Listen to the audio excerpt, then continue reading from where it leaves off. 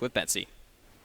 Question marks indeed, polls, hopefully seeing a lot of them answered in the next couple days. I'm, of course, sitting over here with the victorious Betsy, 1-1 in their match overall. And the first thing I want to ask you is, Game 1, pretty rough playing the Azir, but you flipped it on its head. You went for the Varus into the Azir in Game 2 and absolutely dominated. Run me through that matchup. How does it feel to play that matchup? I think at every point in the game, I think Varus wins.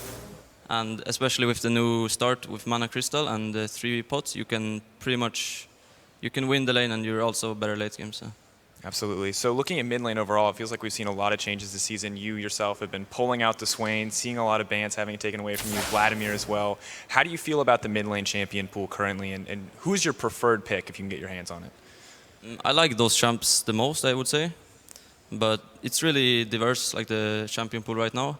And I feel like you can play almost everything. And like why I like Swain and Vlad the most is because they pretty much fit in like almost every comp. So. Definitely a nice thing to have that flexibility. Looking at the way your team has been executing in the last couple of weeks, we've been on the broadcast really critical of your guys' early game, and I just wanted to get your thoughts about how you feel about how you guys play the early game, and are you happy with it? What do you think needs to change? I think it's mostly me and Airvox not playing that well. I feel lately I played really bad last week, for example, and I feel like if we step up, our early game will be much better, and therefore we can win more games. And so what do you think it's going to take to step up that early game? Is it more practice? Is it figuring out how to play the early game better? Or do you just feel like you've been underperforming a little bit? Yeah, I think it's just us underperforming. Overall, of course. So looking at your guys' late game team fighting, we talked a little bit before the interview, and we praised you nonstop for it in the first couple of weeks. But you said you felt it's been on the decline. Why do you think the team fighting has been falling short, and what do you think it's coming down to in these late game situations? I'm not really sure. I feel like it's a bit random. And also our decision making lately have been much worse than before as well. So if we can like have better communication during the game, I think our late game will be as good as before as well. Yeah, well, it's something I'm very excited to see as you guys move forward. Obviously a little bit up and down, but always good to see you guys pull out these wins in the end. But thank you so much for talking to me today, and we're going to toss it back over to the caster desk to announce the player of the game.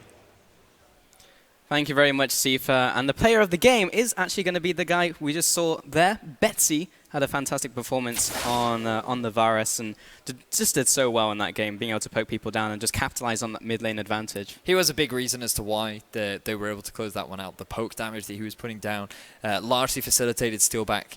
Yep, being that clean-up AD carry that he did have a bit of a reputation for last split, and unfortunately for him in this game, he has to carry that burden once more.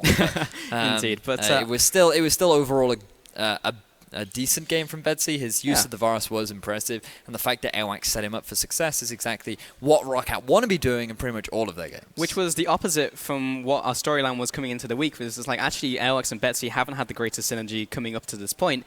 But it was the opposite in this game, where they really came together and made it work.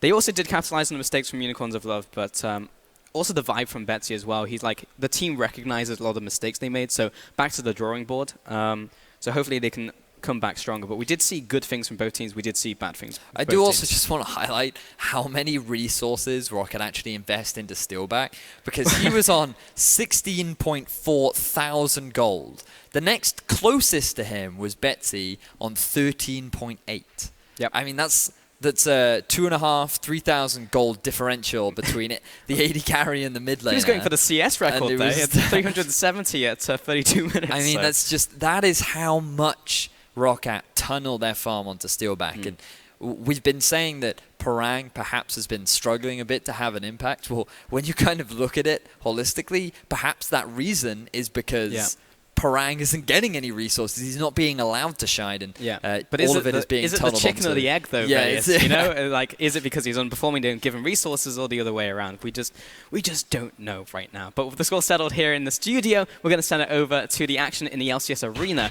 where Origin are currently looking to settle a score with Fnatic in Game 2.